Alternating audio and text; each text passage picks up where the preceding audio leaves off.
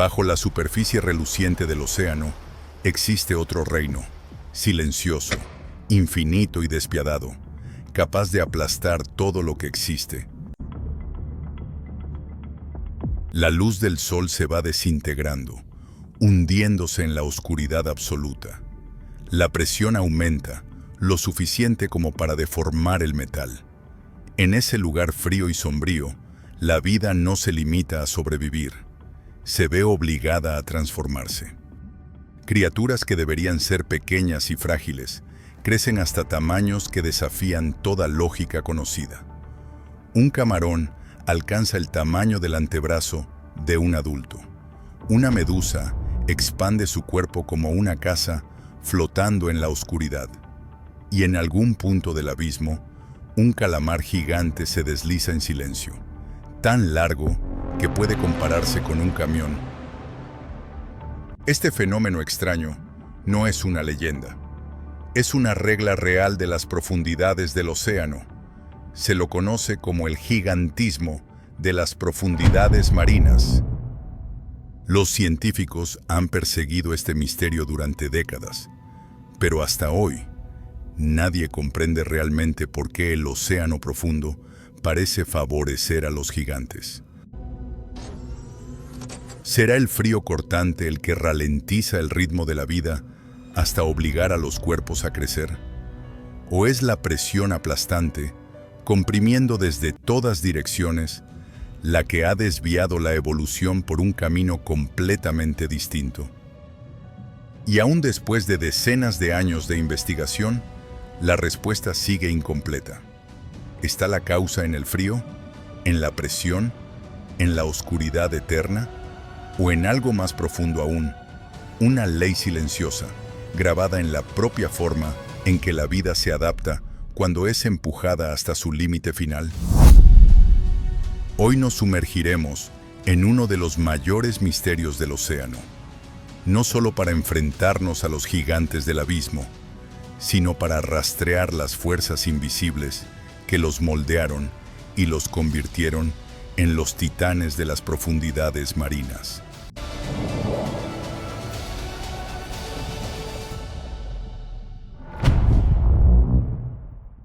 Comencemos por lo que sí es seguro. El gigantismo en las profundidades marinas no es una leyenda. Es una realidad claramente documentada, repetida una y otra vez en numerosas especies que habitan a más de 1000 metros de profundidad. Tomemos como ejemplo al isópodo gigante. Si nunca has oído hablar de él, imagina un bicho bolita, esa pequeña criatura que suele enrollarse al ser tocada. Ahora amplía esa imagen, hasta que alcance el tamaño de un cachorro de perro. Lo que estás imaginando es Bathynomus giganteus, uno de los crustáceos más grandes jamás conocidos en la Tierra. Su cuerpo puede alcanzar medio metro de longitud, pesar más de 1 kilogramo y está cubierto por un caparazón grueso y duro como una armadura. Esta criatura avanza lentamente por las oscuras llanuras abisales, donde la luz nunca llega. No caza, espera. Cualquier cosa que caiga desde el mundo superior, restos de peces, calamares muertos, fragmentos orgánicos, se convierte en alimento. Un carroñero del abismo, envuelto en la armadura de un guerrero. En las aguas abiertas del océano profundo, nos encontramos con una criatura que parece salida de un mito, el calamar gigante, tan misterioso que hasta el día de hoy, la humanidad solo ha registrado unos pocos ejemplares excepcionales. Es considerado el animal invertebrado más grande que aún existe en la Tierra. Las pruebas más claras se encuentran en el cuerpo de otro depredador. En la piel del cachalote, los científicos han hallado cicatrices profundas y circulares, dispuestas en filas, las huellas de ventosas gigantes. Son los restos de combates violentos librados en la oscuridad del océano profundo. Enfrentamientos colosales que ningún ser humano ha presenciado jamás, donde dos gigantes chocan y se desgarran en un mundo sin luz. Pero lo que lo hace verdaderamente extraordinario son sus ojos. Cada ojo es tan grande como un balón de baloncesto, los más grandes jamás conocidos en todo el reino animal. No existen para impresionar. Son herramientas de supervivencia. En la oscuridad absoluta de la zona de medianoche, donde la luz desaparece por completo, unos ojos más grandes significan ver más lejos, ver antes. Y allí, ver tan solo un instante antes puede marcar la diferencia entre atrapar a la presa o morir de hambre en la oscuridad eterna.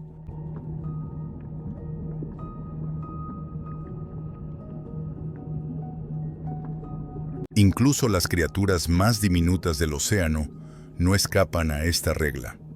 Los anfípodos, pequeños crustáceos parecidos a camarones, suelen medir menos de 1 centímetro cuando viven en aguas poco profundas. Pero cuanto más descienden hacia las profundidades, más anormalmente se expande su cuerpo. En el fondo de la fosa de las Marianas, los anfípodos pueden superar los 30 centímetros de longitud, casi lo mismo que una regla. Se congregan en grupos, esperando con paciencia. Cualquier cosa que caiga desde el mundo superior se desvanece rápidamente dentro de esta multitud de criaturas gigantes. Los limpiadores del abismo, que crecen gracias a la propia escasez. Incluso las medusas no quedan fuera del fenómeno del gigantismo en las profundidades marinas. La medusa roja gigante, Tiburonia gran rojo, habita en capas de agua profunda y posee una campana que supera el metro de ancho. A diferencia de muchas otras medusas, no tiene tentáculos largos. En su lugar, presenta brazos gruesos y cortos, cuya función es sujetar y dirigir a la presa. El gran tamaño le otorga mayor estabilidad al desplazarse en la columna de agua y aumenta su capacidad de entrar en contacto con fuentes de alimento que son extremadamente escasas a estas profundidades. Otra medusa del océano profundo es Dipstaria enigmática, una criatura rara, registrada a profundidades de hasta varios miles de metros bajo la superficie del océano. Esta especie posee una campana extremadamente delgada, casi transparente, y se desplaza mediante pulsaciones lentas y regulares. A diferencia de la mayoría de las medusas conocidas, no presenta tentáculos claramente desarrollados. La estructura corporal de Dipstaria es simple pero eficaz, perfectamente adaptada a un entorno de aguas profundas donde el movimiento rápido no es necesario. En determinadas condiciones, su cuerpo puede emitir una luz tenue, resultado del fenómeno de la bioluminiscencia, común entre los organismos de las profundidades marinas. Esta luz no sirve para iluminar, sino que está principalmente relacionada con la interacción con el entorno y con los organismos que lo rodean. Entonces, ¿qué ha llevado a tantas criaturas del océano profundo a desarrollar tamaños que superan con creces a los de sus parientes de aguas poco profundas? No existe una única respuesta, y la explicación tampoco reside solo en la biología o en los genes. Comienza en los factores más fundamentales del mundo físico. En el océano profundo, la temperatura se mantiene casi siempre cerca del punto de congelación. Rara vez supera los 4 grados Celsius. Un entorno tan frío actúa directamente sobre el metabolismo de los organismos. Hace que todo ocurra más lentamente. Las reacciones químicas que suministran energía a las células, al movimiento y al crecimiento, se ralentizan en el agua fría. Para muchas especies de aguas poco profundas, esto supone una desventaja. Pero en el océano profundo, donde el alimento es escaso e impredecible, se convierte en una ventaja evidente. Un metabolismo lento significa un menor consumo de energía. Los organismos pueden sobrevivir durante largos periodos sin alimento. No necesitan cazar de forma constante ni desplazarse grandes distancias. En su lugar, mantienen su actividad al mínimo y esperan. En el entorno del abismo, la capacidad de esperar durante mucho tiempo no es pasividad. Es una estrategia de supervivencia. Pero hay otro factor clave: el oxígeno. El agua fría retiene el oxígeno mejor que el agua cálida, y eso marca la diferencia. Cuanto más grande es un cuerpo, más oxígeno necesita para mantenerse con vida. En las regiones oceánicas cálidas, esa demanda supera rápidamente la capacidad de suministro. El gran tamaño se convierte entonces en una carga, no en una ventaja. Pero en el océano profundo y helado, la historia es diferente. El oxígeno está presente en mayor cantidad y de forma más estable. Los tejidos reciben suficiente oxígeno para mantener sus funciones, incluso cuando el cuerpo aumenta de tamaño, sin asfixiarse, sin quedar limitados demasiado pronto. Y está también la presión. A unos 4 kilómetros de profundidad, la presión del océano es más de 400 veces superior a la presión atmosférica en la superficie, un nivel que el cuerpo humano no puede soportar. Pero para los organismos de las profundidades marinas, esto no es algo extraordinario. No luchan contra la presión. Están formados para existir dentro de ella. Además, existe un principio biológico conocido como la regla de Bergman, observado en numerosas especies que habitan en ambientes fríos. Las especies tienden a desarrollar cuerpos más grandes. La razón es que los cuerpos grandes conservan el calor mejor que los pequeños, lo que ayuda a reducir la pérdida de energía. En el océano profundo y frío, con solo retener la energía un poco mejor, ya se obtiene una ventaja de supervivencia. Sin embargo, la temperatura y el metabolismo aún no bastan para explicarlo todo. Para comprender plenamente el gigantismo, debemos mirar hacia otro factor. Es el alimento, y más importante aún, el grado de seguridad que tienen frente a los depredadores.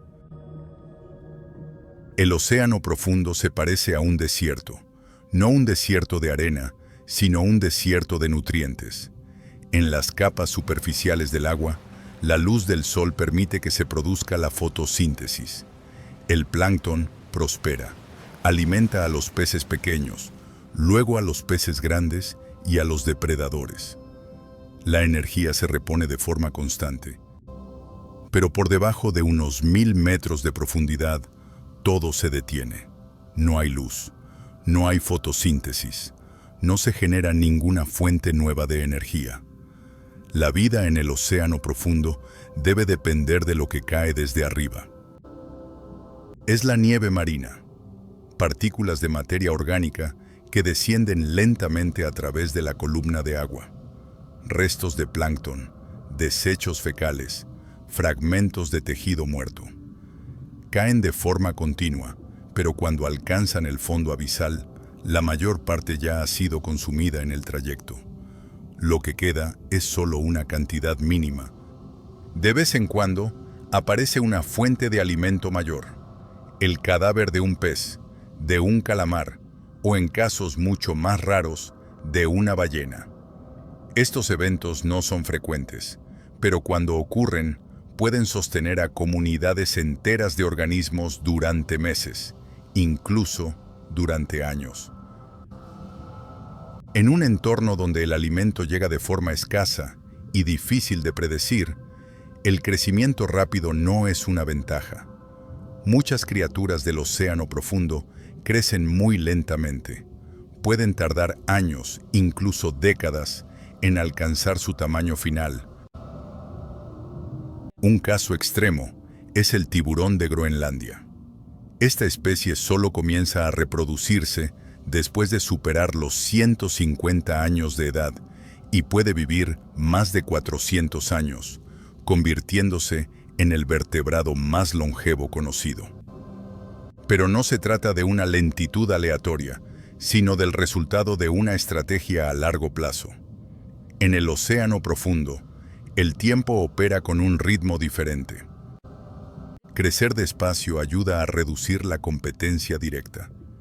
Cuando el ciclo de vida se alarga, no es necesario enfrentarse constantemente a nuevas generaciones por unos recursos escasos. Esto no es una carrera estacional ni anual. Es un juego de largo plazo, donde la ventaja pertenece a quienes tienen la paciencia suficiente para sobrevivir durante siglos. Otra hipótesis sostiene que el gigantismo, incluso en las regiones del océano profundo, está directamente relacionado con el papel de los depredadores, o más precisamente, con su ausencia relativa. Desde la zona de medianoche hacia abajo, los depredadores comunes de las aguas superficiales ya no están presentes. En su lugar, solo queda un número reducido de especies que han evolucionado para sobrevivir en condiciones de extrema escasez. Estos cazadores no dependen de la velocidad ni de persecuciones prolongadas. El pez rape atrae a sus presas con su propia fuente de luz. El pez dragón utiliza luz roja, difícil de detectar. La anguila de boca ancha es capaz de engullir presas sorprendentemente grandes. Sin embargo, su escaso número y sus estrategias de caza de bajo consumo energético también implican límites claros. Imagina una situación sencilla. Eres un depredador del océano profundo. Cada ataque consume energía, y un error puede significar morir de hambre. Frente a ti hay dos opciones. Un objetivo pequeño, blando, fácil de manejar, y una criatura grande, de cuerpo grueso, protegida por una coraza dura, como el isópodo gigante. Para abatir a ese organismo grande, tendrías que atravesar un caparazón espeso, sujetar un cuerpo pesado y resistir su forcejeo. Alto riesgo, beneficio incierto. En la mayoría de los casos, la elección racional es ignorarlo. Por supuesto, el gigantismo no ocurre en todos los casos. La mayoría de las criaturas del océano profundo siguen siendo pequeñas, delgadas, incluso casi transparentes, para ahorrar energía y evitar ser detectadas. Pero para aquellas especies que han alcanzado grandes tamaños, el tamaño en sí mismo se convierte en una forma de protección, no porque no puedan ser atacadas, sino porque el precio de ese ataque resulta demasiado alto. En el océano profundo, cada caloría cuenta, y en un entorno así, la elección más sensata para un depredador suele ser ignorar aquellos objetivos que no puede manejar de forma rápida y segura. Hay otro factor más: la estrategia reproductiva. Muchas especies gigantes del océano profundo no se reproducen de forma rápida ni abundante. En su lugar, producen menos crías, pero invierten mucha más energía en cada individuo. El granadero gigante es un ejemplo de ello. Pueden alcanzar longitudes superiores a 1 metro, pero producen menos huevos que sus parientes de aguas poco profundas. A cambio, cada huevo es más grande y contiene una mayor reserva de energía, lo que permite a las crías tener mayores probabilidades de supervivencia desde las primeras etapas de su vida. Este tipo de reproducción se conoce como estrategia K, centrada en asegurar que cada individuo tenga una alta probabilidad de supervivencia, en lugar de producir un gran número de crías y permitir que la mayoría sea eliminada. En un entorno estable y de cambios lentos como el océano profundo, este enfoque resulta especialmente adecuado. Además, el océano profundo es un entorno antiguo, no solo en términos geológicos, sino también evolutivos. Mientras que las aguas poco profundas cambian constantemente con las estaciones, las mareas, la temperatura y las corrientes, el océano profundo ha permanecido casi inalterado durante millones de años. Esa estabilidad prolongada crea un contexto muy distinto para la evolución. Las especies no necesitan adaptarse de forma constante para seguir cambios repentinos. En su lugar, disponen de tiempo para evolucionar lentamente, afinando paso a paso las características que les permiten sobrevivir de la manera más eficiente posible en este entorno. Por ello, muchas criaturas del océano profundo son consideradas fósiles vivientes, linajes que han existido durante millones de años con muy pocos cambios. El isópodo gigante es un ejemplo. Su linaje apareció en la época de los dinosaurios, y esa forma básica sigue siendo adecuada para el mundo en el que vive hoy. En un entorno así, las especies no se ven obligadas a ser pequeñas y rápidas para sobrevivir. Tienen tiempo y espacio para evolucionar en otras direcciones, y una de esas direcciones es volverse más grandes. Mucho antes de que la ciencia se adentrara en el océano profundo, el miedo humano ya había sido alimentado por las historias que regresaban del mar. Los marineros hablaban de sombras colosales que emergían de las profundidades, de criaturas que superaban todos los límites de la imaginación, los leviatanes de la leyenda. Hoy sabemos que una parte de esas historias no era del todo ficticia.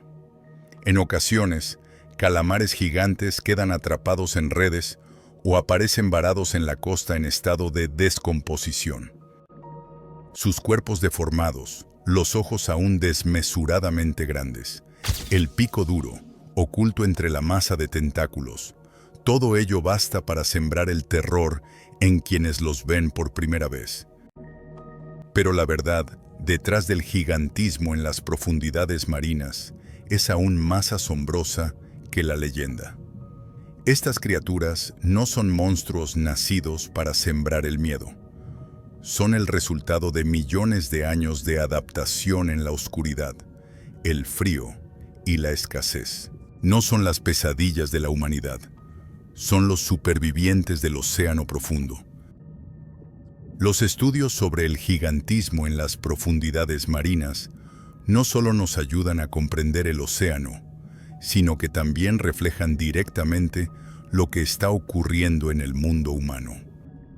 Hay numerosas evidencias de que los organismos oceánicos son uno de los grupos más afectados por el cambio climático. A medida que los océanos se calientan, el frágil equilibrio entre la temperatura, el oxígeno disuelto y la estructura ecológica comienza a resquebrajarse. El agua más cálida retiene menos oxígeno, el metabolismo se acelera, el costo de la supervivencia se vuelve más alto. Y en medio de ese cambio, las criaturas gigantes, que dependen de un entorno frío, estable y rico en oxígeno, serán las primeras en verse afectadas. No porque sean débiles, sino porque el mundo que las moldeó está desapareciendo.